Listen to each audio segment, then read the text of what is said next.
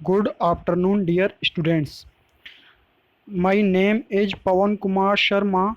I am the faculty of Electrical Engineering Department in Sri Digambar Institute of Technology, Dosa. Today we will study about the polarization mechanism, in which in this part we study about the electronic and ionic polarization. So let us start with my topic, polarization mechanisms. There are polarization mechanisms. There are four mechanism of polarization in dielectric material. Dielectric material में polarisation की चार mechanism होती हैं. पहला है electronic polarisation, दूसरी है ionic polarisation, तीसरा होता है ओरिएंटेशन और डाइपोलर पोलराइजेशन, चौथा है space charge polarization. At first we study about the electronic polarization. This type of polarization can be explained with the help of rare gases atoms. इस प्रकार के polarization को rare gases atoms की help के साथ explain कर सकते हैं. In which it is assumed that the interaction among the atom is negligible. जिसमें हम ये assume करते हैं कि जो interaction है atoms के बीच में वो negligible है, न के बराबर है. Here the nucleus of charge Jd, यहाँ पे न्यूक्लियस का जो चार्ज है वो क्या है, Jd है. Where Z is the atomic number, जहाँ पे Z एटॉमिक नंबर है, and E is the electronic charge, और E क्या है, इलेक्ट्रॉनिक चार्ज है. Is surrounded by an electron cloud of charge minus का Jd, जो एक इलेक्ट्रॉन क्लाउड के चार्ज के द्वारा सराउंडेड है, जिसका जो चार्ज है वो क्या है, इलेक्ट्रॉन क्लाउड का जो चार्ज है वो क्या है, माइनस का Jd है. डिस्ट्रीब्यूटेड इन ए स्पीयर, जो एक स्पीयर में डिस्ट्रीब्यूट है, ऑफ रेडियस r, जिसकी रेडियस क्या है, r है. Thus charge density rho is given by, इस प्रकार जो चार्ज डेंसिटी है वो निम्न प्रकार दी जाती है. रो इक्वल टू माइनस का Jd upon bracket start 4/3 bracket close pi R cube, equal to minus का 3/4 Jd upon pi R cube. तो रो इक्वल टू क्या आ जाएगा, rho equal to bracket start minus का 3/4 bracket start Jd upon pi R cube bracket close. This is the equation number 1. So in the figure number A, an atom without any field, ये without field के जो atom है उसको दिखाया गया है. यहाँ पे जो यहाँ पे जो Jd है, प्लस का Jd है, वो न्यूक्लियस का चार्ज है. न्यूक्लियस का जो ये न्यूक्लियस है, इसका ये न्यूक्लियस है, इस न्यूक्लियस का चार्ज क्या है, प्लस का Jd है. ठीक है. और माइनस का Jd क्या है, इलेक्ट्रॉन क्लाउड का चार्ज है. जो इलेक्ट्रॉन यहाँ पे डिस्ट्रीब्यूट हैं इस स्फीयर में, जो इलेक्ट्रॉन डिस्ट्रीब्यूट हैं इस स्फीयर में, उस इलेक्ट्रॉन जो डिस्ट्रीब्यूट हैं, जो इलेक्ट्रॉन क्लाउड है जो इस स्फीयर में डिस्ट्रीब्यूट है, उसका जो चार्ज है वो क्या है, माइनस का Jd है. ठीक है. जो इलेक्ट्रॉन क्लाउड जो इस स्फीयर में डिस्ट्रीब्यूट है उसका चार्ज क्या है, माइनस का Jd है. और इसकी जो रेडियस है वो क्या है, r है. ठीक है. स्फीयर की रेडियस क्या है, r है. This is the centre for positive and negative charge, ये पॉजिटिव और नेगेटिव चार्ज के लिए सेंटर है. And this is the positively charge nucleus, और ये क्या है, पॉजिटिवली चार्ज न्यूक्लियस है. कहने का मतलब ये है, प्लस का Jd तो क्या है, जो प्लस का जो Jd है वो न्यूक्लियस का चार्ज है, और माइनस का Jd है वो क्या है, माइनस का Jd है वो इलेक्ट्रॉन क्लाउड का चार्ज है जो स्फीयर में डिस्ट्रीब्यूट है, जिसकी रेडियस क्या है, r है. ठीक है. इसके बाद में when this system is subjected to an external field of intensity E, जब सिस्टम को इंटेंसिटी E के एक्सटर्नल फील्ड के अधीन किया जाता है, the nucleus and the atom experience Lorentz force of magnitude ZeE in opposite direction. तो nucleus और एटम विपरीत दिशाओं में मैग्नीट्यूड ZeE के लोरेंट्स बल का अनुभव करते हैं.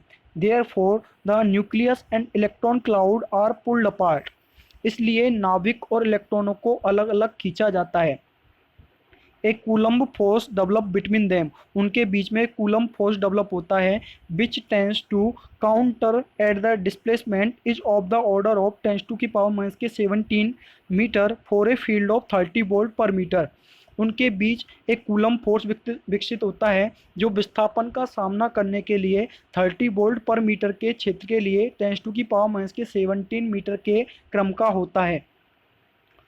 ठीक है. तो फिगर नंबर जो बी है उसमें जो दिखाया गया है यहाँ पे क्या होता है, जब सिस्टम को इंटेंसिटी ई के एक्सटर्नल फील्ड के अधीन किया जाता है तो न्यूक्लियस और परमाणु एटम न्यूक्लियस और एटम्स विपरीत दिशाओं में मैग्नीट्यूड जेड ई के लॉरेंस बल का अनुभव करते हैं। इसलिए नाभिक और इलेक्ट्रॉनों को अलग अलग खींचा जाता है। तो नाभिक है जो न्यूक्लियस है वो तो इधर की तरफ खिंच जाएगा, तो ये पॉजिटिव न्यूक्लियस तो इधर की तरफ खिंच जाएगा, और इसका जो सेंटर फॉर पॉजिटिव चार्ज है ये पॉजिटिव चार्जेज के लिए सेंटर है। और जो इलेक्ट्रॉन क्लाउड है वो इधर की तरफ खिंच जाएगा, उसका जो जो displaced centre for negative charges, और नेगेटिव चार्जेज के लिए जो डिस्प्लेस्ड सेंटर है वो कहाँ पे आ जाएगा, यहाँ पे आ जाएगा। ठीक है, तो उनके बीच एक कूलम फोर्स विकसित होता है जो विस्थापन का सामना करने के लिए 30 वोल्ट मीटर के क्षेत्र के लिए 10⁻⁻17 मीटर के क्रम का होता है।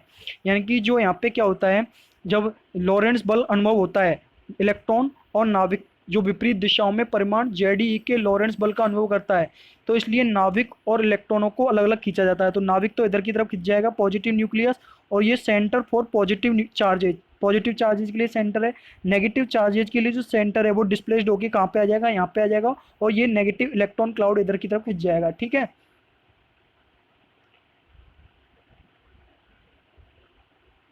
Let the small displacement be x, जब सिस्टम को इंटेंसिटी ई के एक्सटर्नल फील्ड के अधीन किया जाता है तो न्यूक्लियस और एटम विपरीत दिशाओं में परिमाण जेड ई के लॉरेंस बल का अनुभव करते हैं। इसलिए नाभिक और इलेक्ट्रॉनों को अलग अलग खींचा जाता है। नाभिक इधर की तरफ खिंच जाएगा और इलेक्ट्रॉन इधर की तरफ खिंच जाएगा। तो ये सेंटर है, पॉजिटिव चार्जेज के लिए सेंटर है। ये है जो पॉजिटिव न्यूक्लियस है, तो नाभिक इधर की साइड में खिंच जाएगा, और इलेक्ट्रॉन क्लाउड है वो इधर की तरफ खिंच जाएगा। इलेक्ट्रॉन क्लाउड नेगेटिव चार्जेज के लिए जो डिस्प्लेस्ड सेंटर है वो कहाँ पे आ जाएगा, यहाँ पे आ जाएगा। Displaced centre for negative charge and this is the negative electron cloud. तो उनके बीच में एक कूलम फोर्स विकसित होता है जो विस्थापन का सामना करने के लिए 30 वोल्ट पर मीटर के क्षेत्र के लिए 10⁻⁻17 मीटर के क्रम का होता है।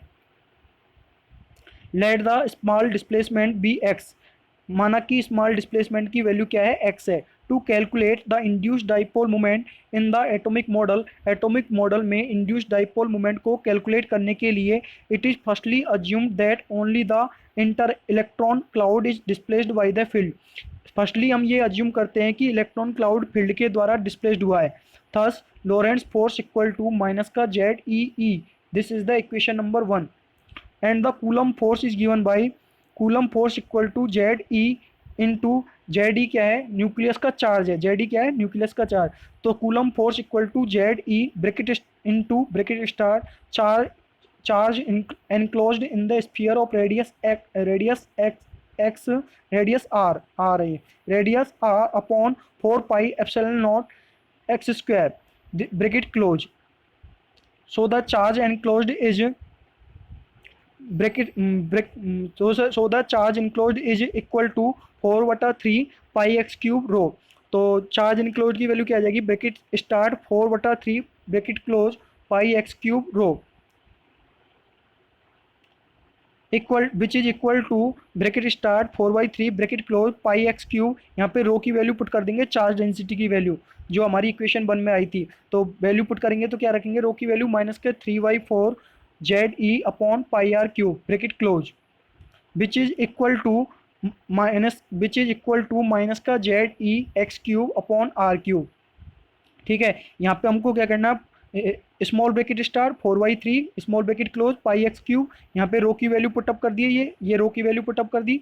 तो यहाँ से जो हमारा क्या होगा, जो 3 से 3 कट जाएगा, 4 से 4 कैंसिल आउट हो जाएगा, और इसके बाद में जो पाई है वो पाई से पाई कैंसिल आउट हो जाएगा। इसको सॉल्व करने के बाद में हमारा आ जाएगा which is equal to minus के Z E X cube upon R cube. तो चार्ज इंक्लूड क्या आ गया, माइनस के Z E X cube upon R cube.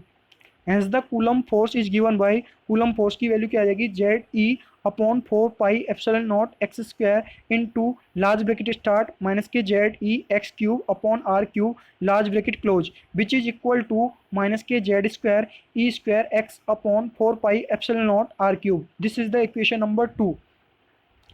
In the equilibrium condition में the Lorentz and Coulomb forces are equal. Lorentz और Coulomb forces equilibrium condition में क्या होते हैं, इक्वल होते हैं। तो अब क्या करते हैं हम, लॉरेंट्ज फोर्स और कूलम फोर्स दोनों को इक्वल कर देते हैं। तो Lorentz force equal to Coulomb force, तो लॉरेंट्ज फोर्स की वैल्यू क्या थी, माइनस के Z E equal to Coulomb force की वैल्यू क्या आई थी, माइनस का Z square E square X upon 4 pi epsilon not R cube.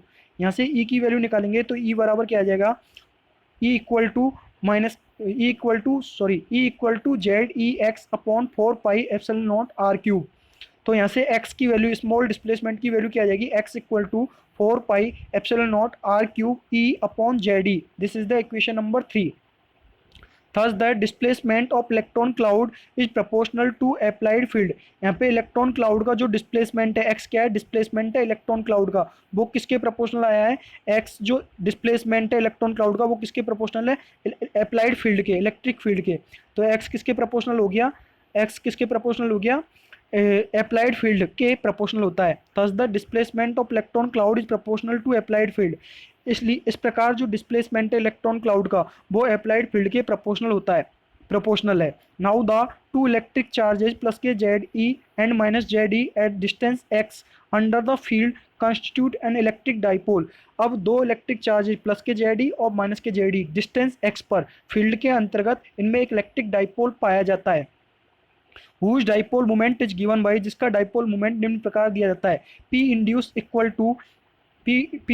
Equal to minus का Z E X, P induce equal to minus के Z E X. तो Z E तो जो की त्यों एक्स की वैल्यू पुटअप कर देंगे, यानी डिस्प्लेसमेंट की जो वैल्यू निकल के आई थी उस वैल्यू को पुट कर देंगे। तो डिस्प्लेसमेंट की वैल्यू क्या थी, 4 pi epsilon not R cube E upon Z E. तो जेड ई से जेड ई कैंसिल आउट हो जाएगा, तो P induce dipole moment equal to आ जाएगा 4 pi epsilon not R cube E. This is the equation number 4। तो here P induce is directly proportional to E। यहाँ पे जो इंड्यूस डाइपोल मोमेंट है वो अप्लाइड फील्ड के डायरेक्टली प्रोपोर्शनल है। P induced is directly proportional to applied field E। तो P induce equal to, proportional के साइन को हटाएंगे तो एक प्रोपोर्शनलिटी कांस्टेंट आएगा जिसे हम क्या कहते हैं, alpha E is the electronic polarizability. तो हमने प्रोपोर्शनल का साइन हटा दिया, तो प्रोपोर्शनल का साइन हटाएंगे तो P इंड्यूस बराबर क्या आ जाएगा, अल्फा E एक कांस्टेंट है, अल्फा E जिसे हम क्या बोलते हैं, इलेक्ट्रॉनिक पोलराइजिविटी। तो P इंड्यूस इक्वल टू आ जाएगा alpha E into E. This is the equation number 5 where alpha E equal to 4 pi epsilon not R cube. जहाँ पे अल्फा E की वैल्यू क्या होती है, 4 pi epsilon not R cube is called electronic polarizability. ये क्या कहलाती है, इलेक्ट्रॉनिक पोलराइजिविटी कहलाती है। जहाँ पे अल्फा ई की वैल्यू होती है 4 pi epsilon not R cube, और इसे क्या कहते हैं हम, इलेक्ट्रॉनिक पोलराइजिविटी कहते हैं। इसे हम क्या कहते हैं, इलेक्ट्रॉनिक पोलराइजिविटी कहते हैं। The dipole moment per unit volume is called electronic polarization. Per unit volume में जो डाइपोल मोमेंट है वो क्या कहलाता है, इलेक्ट्रॉनिक पोलराइजेशन कहलाता है। तो PE that is P is the electronic polarization is equal to n P induced मतलब induced dipole moment which is equal to n P induced की वैल्यू पुट कर देंगे। P induced की वैल्यू क्या आई थी इक्वेशन नंबर 5 में, alpha E into E. तो P induced की जगह वैल्यू रख दी हमने अल्फा E इंटू ई। तो PE electronic polarization equal to क्या आ गया, PE equal to n alpha E। This is the equation number 6 where alpha E is the electronic polarity, E is the applied field and n is the number of atoms per meter cube. Now the polarization formula is given by P equal to E epsilon naught bracket start epsilon R minus K1 bracket close. This is the equation number 7. Now equate equation 6 and equation 7. अब equation 6 और equation 7 को क्या करते हैं, equate कर देते हैं, दोनों को बराबर रख देते हैं। तो E epsilon not epsilon R minus K1, ये तो पोलराइजेशन की इक्वेशन हो गई, और ये क्या हो गया, इलेक्ट्रॉनिक पोलराइजेशन की इक्वेशन। दोनों को क्या रख देते हैं, बराबर। तो दोनों को बराबर रखते हैं। E epsilon not epsilon bracket start epsilon R minus K1 equal to n alpha E से E कैंसिल आउट हो जाएगा, तो यहाँ पे बच जाएगा एप्सिलॉन R माइनस 1 की वैल्यू क्या आ जाएगी, n alpha E upon epsilon not. Where alpha R is the relative dielectric constant, alpha E is the electronic polarizivity, n is the number of atoms per meter cube. Now we study about the ionic polarization. When atom form molecules, जब atom molecules बनाते हैं, when atom form molecules, जब atom molecules बनाते हैं, electronic polarization is opposite, तो electronic polarization विपरीत होता है। But there may additional polarization due to a relative displacement of the atomic component of molecules in the presence of an electric field. लेकिन electric field की उपस्थिति में molecules के परमाणु घटकों के सापेक्ष डिस्प्लेसमेंट के कारण अतिरिक्त ध्रुवीकरण हो सकता है। Consider a sodium chloride molecule. एक सोडियम क्लोराइड मॉलिक्यूल को कंसिडर करते हैं, composed of Na plus ions bound Cl minus ions, जिसमें Na plus ions Cl minus ions के साथ क्या है, बाउंड है। And their inter ionic distance is R0, और उनकी जो इंटर आयोनिक डिस्टेंस है वो क्या है, R0, जिसे हम R0 कह सकते हैं। It is evident that such molecules have a built-in permanent dipole moment equal to which exists before the field is applied. Such materials are said to be polar. यह स्पष्ट है कि इस तरह के मॉलिक्यूल्स में एक अंतर्निहित द्विध्रुवीय पल होता है जिसके बराबर फील्ड लागू होने से पहले मौजूद होता है। ऐसे मटेरियल्स को ध्रुवीय कहा जाता है, ऐसे मटेरियल्स को पोलर कहा जाता है। Note all the ionic molecules are polar since an essential requirement is that the centers of gravity of negative and positive charge in the molecule should not coincide. Note सभी ionic molecules एक आवश्यकता के बाद से polar हैं। Molecule में positive और negative charge के गुरुत्वाकर्षण के केंद्र को संयोग नहीं करना चाहिए, कोइंसाइड नहीं करना चाहिए। When a field is applied to the NaCl molecule, जब NaCl molecule पर field अप्लाई करते हैं, the sodium and chlorine atoms are displaced in opposite direction, तो सोडियम और क्लोरीन एटम अपोजिट डायरेक्शन में डिस्प्लेस्ड हो जाते हैं। Unit ionic binding force stop the process, unit ionic binding force इस प्रोसेस को स्टॉप करता है, thus increasing the dipole moment. इस प्रकार इसका जो डाइपोल मोमेंट है वो क्या होता है, इंक्रीज होता है। इस प्रकार इसका जो डाइपोल मोमेंट है वो क्या होता है, इंक्रीज होता है। तो यहाँ पे फिगर नंबर जो ए दिखाया गया है ये, इसमें क्या होता है, हम एक सोडियम क्लोराइड मॉलिक्यूल को कंसिडर करते हैं जिसमें जो Na प्लस आयंस हैं वो Cl माइनस आयंस के साथ क्या है, बाउंड है, और इनके बीच इनके जो इंटर आयोनिक डिस्टेंस है वो क्या है, R0 है। उनकी इंटर आयोनिक डिस्टेंस है वो क्या है, R0 है। अब हम क्या करते हैं, जो NaCl है, जो NaCl मॉलिक्यूल है, इस पर हम क्या लगाते हैं, जो NaCl मॉलिक्यूल है इसको इलेक्ट्रिक फील्ड में रखते हैं, इस पर इलेक्ट्रिक फील्ड अप्लाई करते हैं। तो इलेक्ट्रिक फील्ड हमने अप्लाई कर दिया NaCl मॉलिक्यूल पर, तो इससे क्या होगा, Na प्लस आयंस और Cl माइनस आयंस दोनों अपोजिट डायरेक्शन में डिस्प्लेस्ड हो जाते हैं। तो Na प्लस आयन तो इधर की तरफ डिस्प्लेस हो जाएगा और Cl माइनस आयन इधर की तरफ डिस्प्लेस्ड हो जाएगा। ठीक है, जो x है यहाँ पे क्या है, डिस्प्लेसमेंट है, x क्या है, डिस्प्लेसमेंट है। तो Na और Cl, Na प्लस और Cl माइनस आयंस दोनों अपोजिट डायरेक्शन में डिस्प्लेस्ड हो जाते हैं। तो Na प्लस और Cl माइनस आयन दोनों अपोजिट डायरेक्शन में डिस्प्लेस हो जाते हैं। तो Na प्लस तो इधर की तरफ डिस्प्लेस्ड हो जाएगा, Cl माइनस इधर की तरफ डिस्प्लेस्ड हो जाएगा। तो x क्या है, डिस्प्लेसमेंट है, x यहाँ पे क्या है, डिस्प्लेसमेंट है। ठीक है, तो इससे जब ये सोडियम और क्लोरीन एटम्स हैं वो अपोजिट डायरेक्शन में डिस्प्लेस्ड हो जाते हैं, तो इस डिस्प्लेसमेंट की प्रोसेस को यूनिट आयोनिक बाइंडिंग फोर्स है जो इस प्रोसेस को जो प्रोसेस हो रही है, जो ये अपोजिट डायरेक्शन में डिस्प्लेड हो रहे हैं, दोनों मॉलिक्यूल्स दोनों जो एटम्स हैं वो अपोजिट डायरेक्शन में डिस्प्लेड हो रहे हैं, इस प्रोसेस को स्टॉप करने का काम कौन करता है, यूनिट आयोनिक बाइंडिंग फोर्स इस प्रोसेस को क्या करता है, स्टॉप करता है। इस प्रकार इसका जो डाइपोल मोमेंट है इंक्रीज हो रहा है, thus increasing the dipole moment. जो इस प्रकार इसका डाइपोल मोमेंट है वो क्या हो रहा है, इंक्रीज हो रहा है। यहाँ पे x क्या है, डिस्प्लेसमेंट है। ठीक है, जब इलेक्ट्रिक फील्ड अप्लाई करेंगे तो NaCl मॉलिक्यूल पर, तो सोडियम और क्लोरीन एटम अपोजिट डायरेक्शन में डिस्प्लेस्ड हो जाते हैं, और x यहाँ पे क्या है, डिस्प्लेसमेंट है। तो इस डिस्प्लेसमेंट को स्टॉप करने का काम कौन करता है, यूनिट आयोनिक बाइंडिंग फोर्स इस प्रोसेस को स्टॉप करता है। इस प्रकार इसका डाइपोल मोमेंट क्या होता है, इंक्रीज हो रहा है। Again it is found that, दोबारा ये पाया गया, this induced dipole moment is proportional to applied field. जो ये इंड्यूस्ड डाइपोल मोमेंट है वो अप्लाइड फील्ड के प्रोपोर्शनल होता है। And an ionic polarizability alpha I is introduced to account for the proportionality. और एक ionic polarizability alpha I introduce होती है फॉर द प्रोपोर्शनलिटी। प्रोपोर्शनलिटी के लिए यहाँ पे क्या होती है, प्रोपोर्शनलिटी साइन के लिए यहाँ पे क्या होती है, alpha I ionic polarizability introduce होती है, गिविंग जो दे रही है P induce equal to alpha I into E. P induce यानी इंड्यूस डाइपोल मोमेंट है, P इंड्यूस क्या है, इंड्यूस डाइपोल मोमेंट है, alpha I is the ionic polarizability और E is the applied field. Alpha I is the ionic polarizability, P induce is the induce dipole moment, E is the applied field. For most materials the ionic polarizability is less than the electronic polarizability. यहाँ पे अधिकतर materials के लिए जो ionic पोलराइजिटी की value है वो electronic पोलराइजिटी से क्या होती है, कम होती है। अधिकतर मटेरियल्स के लिए आयोनिक पोलराइजिटी की वैल्यू इलेक्ट्रॉनिक पोलराइजिटी से क्या होती है, कम होती है। तो alpha I is almost equal to 0.1 alpha E, यानी अल्फा आई लगभग बराबर है 0.1 अल्फा ई के। Alpha I is almost equal to 0.1 alpha E, where alpha E is the electronic polarity and alpha I is the ionic polarity। अधिकतर materials के लिए जो ionic पोलराइजिटी की वैल्यू है वो इलेक्ट्रॉनिक पोलराइजिटी से क्या होती है, कम होती है। और कितनी होती है, alpha I is almost equal to 0.1 alpha E.